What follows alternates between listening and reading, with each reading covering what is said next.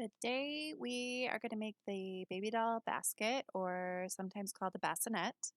I've already cut out my bassinet side pieces, and I've actually used a spray adhesive to attach the batting to it.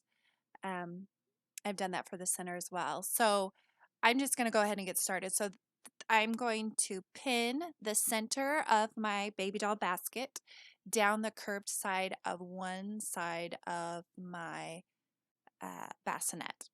And I'm just going to pin it all the way down that curve.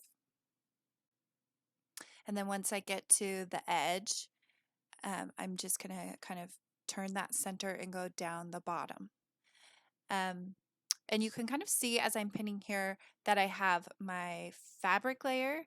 I have pressed on a interfacing layer, and then like I said before, I used a spray adhesive to actually attach my batting, so my batting is already part of that.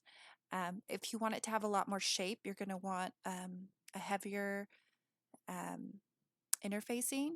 I think I use like a medium weight, and my batting is a fairly stiff batting, but you know it's not going to keep its shape 100%, so you might have to experiment a little bit. And you've seen I've turned my corner again here, and this is actually going up kind of the bottom, I guess you would say, of the basket. Excuse me. So you can kind of see it here. It's going up that bottom of the basket. So this is kind of what it looks like. It's kind of strange shape. And then you're going to pin um and right here, so my edge didn't line up completely. So if it doesn't line up completely, you can always trim it off. This was my starter version. So your version, if you get the pattern, should line up just fine. But it's all pinned here. And all right, I've pinned both of my bassinet sides to the center, and now I'm just going to stitch. I'm going to use about a 1/4 of an inch stitch, go all the way around that curve, get down to the corner, put my needle down, turn, go down the bottom of the basket, and then do the same thing at the end of the basket, put my needle down and turn. So I'm just following along. You can see that my batting is slightly shorter than my actual pattern, and that's just so I'm not adding bulk to my seams. That is definitely something you could do as well. Here I'm just kind of turning my corner, keep going. So I'm just going to finish sewing this, and then I'll show you what it looks like. All right, here is my finished lining of my bassinet. So I sewed my lining pieces first, so that's why I have the batting on it. Now I'm going to do the main pieces, and I'm just going to do the exact same process. I'm going to pin down that curved edge all the way into the corner, and then I'm going to turn at that corner and pin the base of the basket to that centerpiece, and continue down to the bottom or the end of the bassinet to the foot of the bassinet. So you'll see here I just use interfacing on this main piece. If you wanted to add a little bit more bulk, add a little bit more um, uh, I don't know, strength. Can't think of the right word. You can always add an extra layer of batting.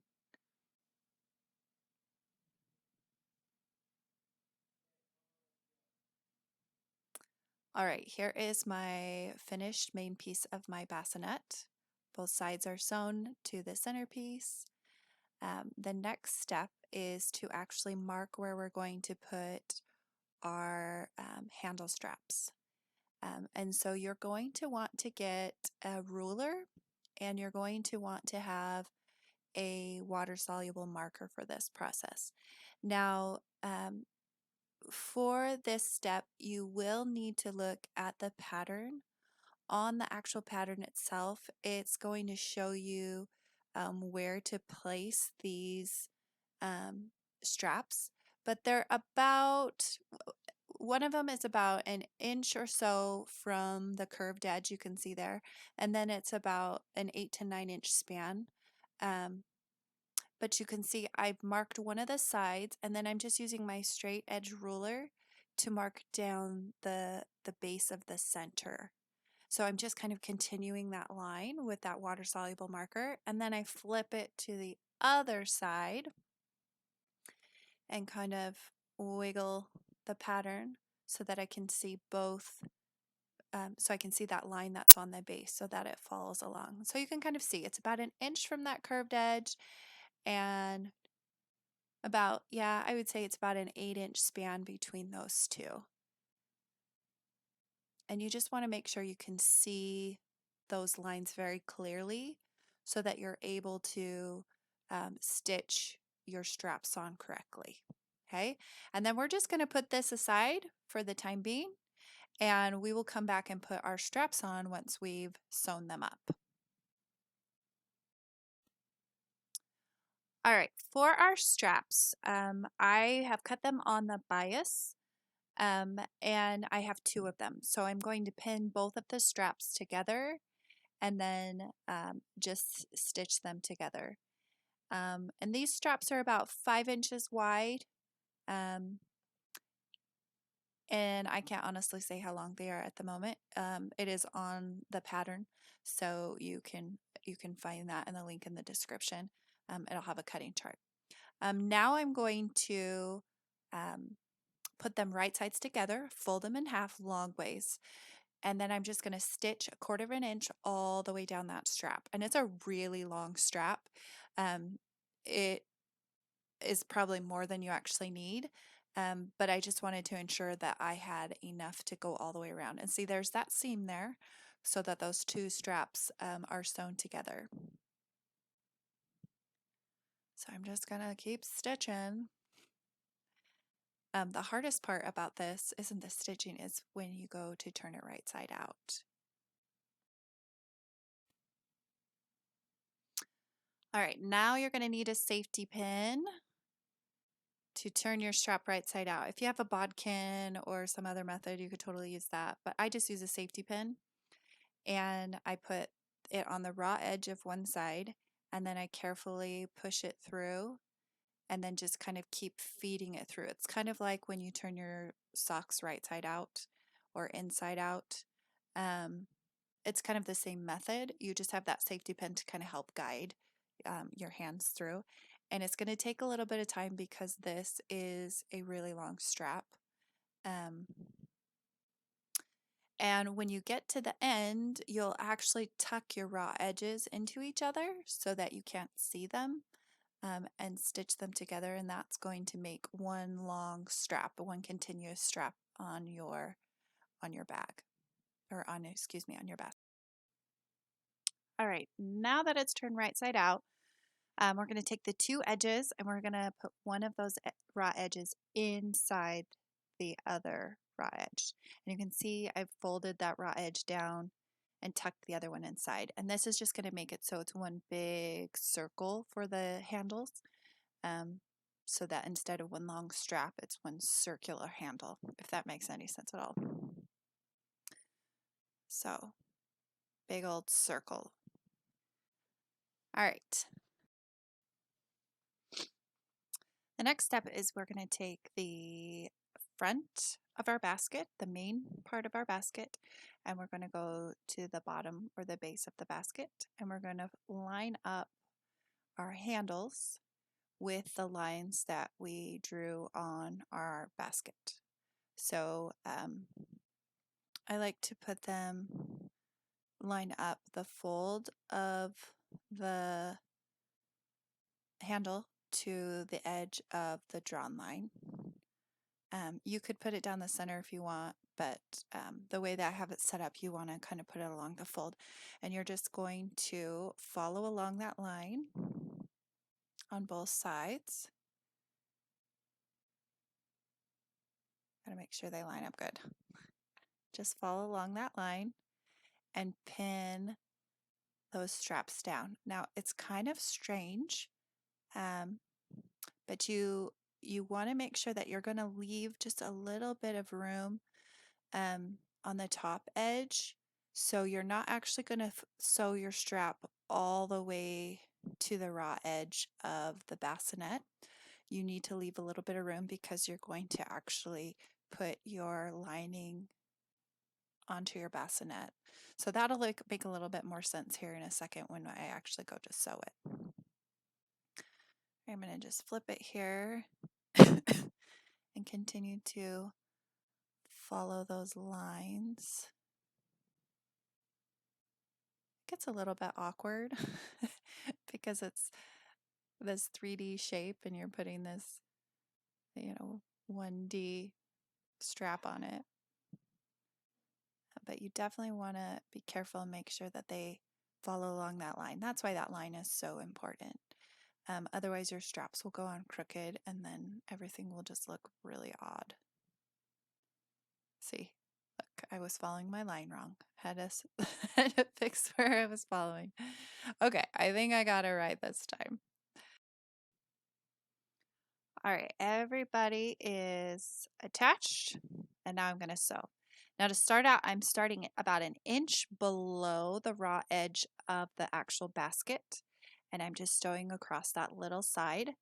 And then I'm going to follow along the edge of my strap. Now you have to be really careful because these straps will get in the way, and you don't want to accidentally sew the strap on the underside to your bag or to your basket.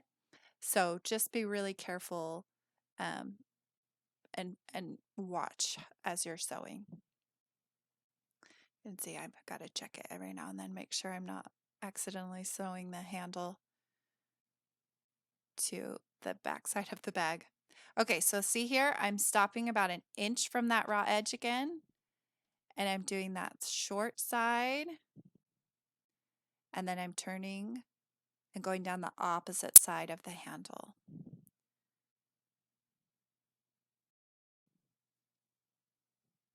All right, now we're going to put the lining into the main basket piece. So we're just literally putting it inside and latching the raw edges of the baskets together.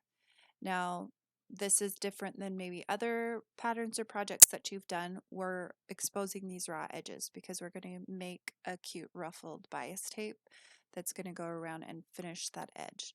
So what we're doing right now is just pinning them together, and then we will put the entire basket on the sewing machine and stitch right along the edge of those two basket pieces just so they stay together. And that will make it a little bit easier as we are putting on the bias tape ruffle.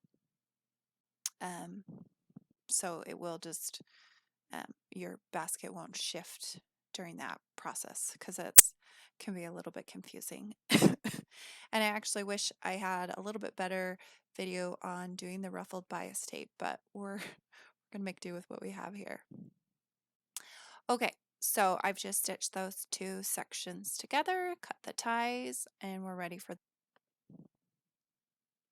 All right, I do not have a video on how to make this ruffle, but basically you're going to fold a long piece of bias tape in half. You want it to be about 2 inches wide, and you're going to put 2 basting stitches down the edge of it. So it kind of looks like this, and then you're going to pull that ruffle. In the pattern, it tells you how long of a bias tape you're going to need to make that ruffle work.